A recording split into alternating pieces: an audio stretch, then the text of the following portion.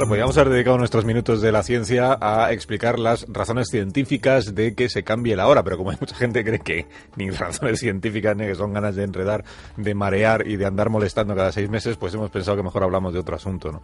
Entonces vamos a explicar algo que seguramente a los periodistas nos va a venir muy bien, que es cómo se mide lo de los terremotos. Esta semana hemos contado un terremoto en México, un terremoto de 7,8 grados en la escala Richter, y Alberto Aparici nos quiere contar hoy qué es la escala Richter. Hola Alberto, buenas noches. Hola, buenas noches Carlos. ¿Qué tal, hombre? Muy bien. Me alegro.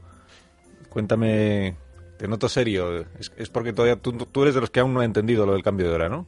No, vale. Yo es que veo que empiezo a tener la voz un poco tomada, no sé si se me nota en la radio y entonces pues intento dosificarla. Ajá. Bien, bien. ¿Qué habrás hecho? Bueno. Entonces, la escala de Richter, ¿eso qué es?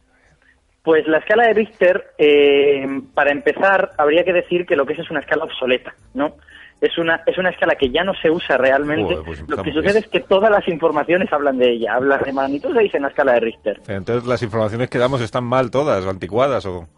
No, bueno, no están estrictamente mal, porque la escala moderna, la que usamos ahora, que se inventó a finales de los 70, que por cierto tiene un nombre feísimo, se llama escala de magnitud de momentos, en realidad prácticamente coincide con la vieja escala de Richter en todos sus números. La escala de Richter data de los años 30, pero lo que sucede es que tenía un problema bastante serio, que es que por un problema de diseño hacía que no se pudiera pasar de magnitud 7. Y de hecho, a partir de magnitud 5 ya estaba midiendo mal la intensidad de los terremotos. Entonces hubo que cambiarla por otra. Pero a ver, explícame mejor esto del problema que tenía la escala vieja, que es la de Richter. Sí, a ver, para explicarlo bien, te tengo que explicar cómo se mide exactamente la magnitud de un terremoto. Ah, pues adelante, claro. De acuerdo. Mira, supongo que a muchos sonará que se usa un aparato que se llama sismógrafo. Sí. Y que seguro que lo hemos visto en las películas, que es como una especie de trasto que tiene una... Exacto, como un polígrafo. Tiene una aguja y la aguja de repente empieza a moverse muy rápido y dibuja en una gráfica algo que nos describe cómo está sucediendo el terremoto, ¿no? Sí, sí. Bueno, la idea del sismógrafo es extremadamente sencilla y además es muy bonita. Es saber si miente el... Ah, no, esto es el polígrafo, perdóname, sigue. Sí, no, el terremoto nunca miente. El terremoto siempre dice la verdad. No, la idea es muy simple. Tú lo único que tienes que hacer es coger el aparato y dejar dentro del aparato un peso colgando, ¿de acuerdo? ¿Un peso? Un peso, es decir, cualquier cosa, un objeto colgando dentro del aparato. Puede estar colgando de un hilo, muchas está colgando de un muelle, ¿no? Sí. Entonces, a este peso le acoplas una aguja larga, terminada en una pluma con tinta, ¿de acuerdo? Y ahí lo dejas. Ahora simplemente esperas a que ocurra un terremoto.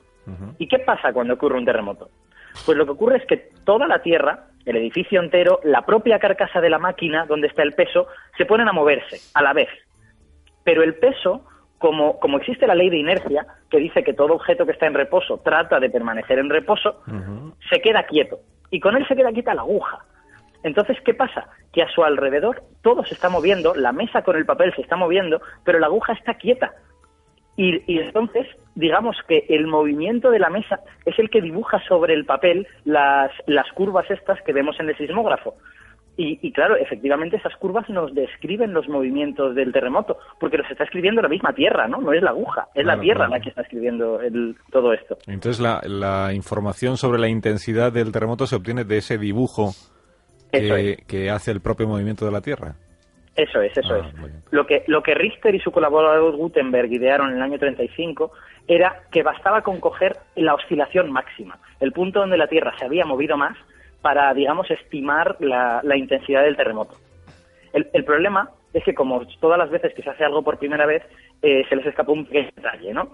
Ellos pensaban que de todas las ondas que aparecían en el sismógrafo, que son muchas, si has visto alguna vez un dibujo de un sismógrafo, de hecho creo que colgaré alguno en el grupo de Facebook para que la gente lo vea. Ah, muy bien. De todas las ondas que aparecen en el sismógrafo, ellos pensaban que bastaba con fijarse solo en una.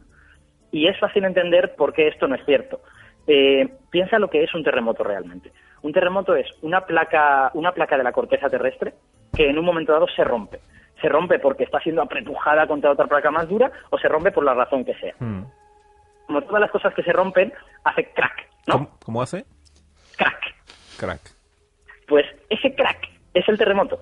Es decir, el ruido que hace la fractura en la corteza se propaga por toda la superficie de la Tierra y la hace vibrar, ¿de acuerdo? Y eso es un terremoto, no es nada más que esto. Sí.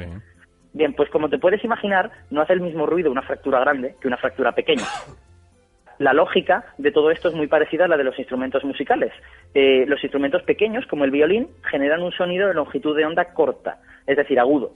Los instrumentos grandes, como la tuba o el contrabajo, generan sonido de longitud de onda larga, grave.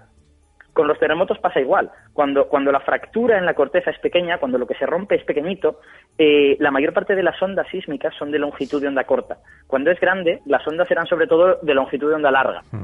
Entonces, el problema del método de Richter y Gutenberg es que se fijaba solo en una longitud de onda. Entonces, cuando el terremoto era demasiado grande, la mayor parte de la vibración se producía en longitudes de onda que tú no estabas mirando. Te estabas perdiendo por completo la historia del terremoto. Vale, lo he entendido. ¿Y eso tenía solución? ¿Se encontró la forma de arreglarlo? Se encontró la forma de arreglarlo a finales de los 70, lo hicieron entre un científico estadounidense y un japonés, y es realmente ingenioso.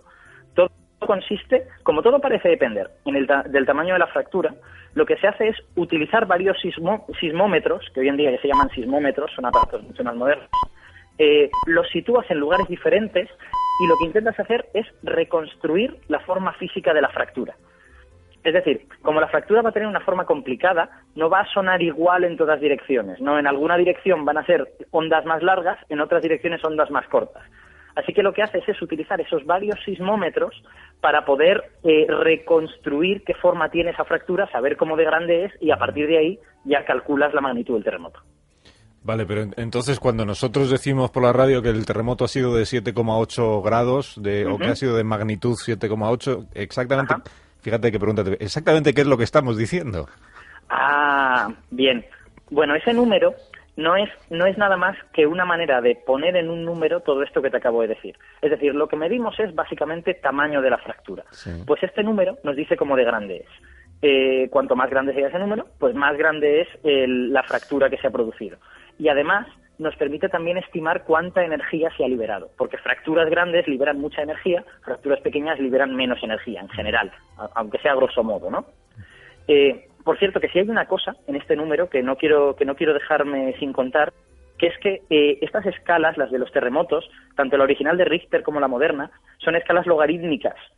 Lo que quiere decir que la diferencia entre un terremoto de magnitud 5 y uno de magnitud 6 no es la misma que entre uno de magnitud 6 y uno de magnitud 7. Sí. Es decir, en escala logarítmica, aumentar una unidad supone multiplicar la cosa que estás midiendo.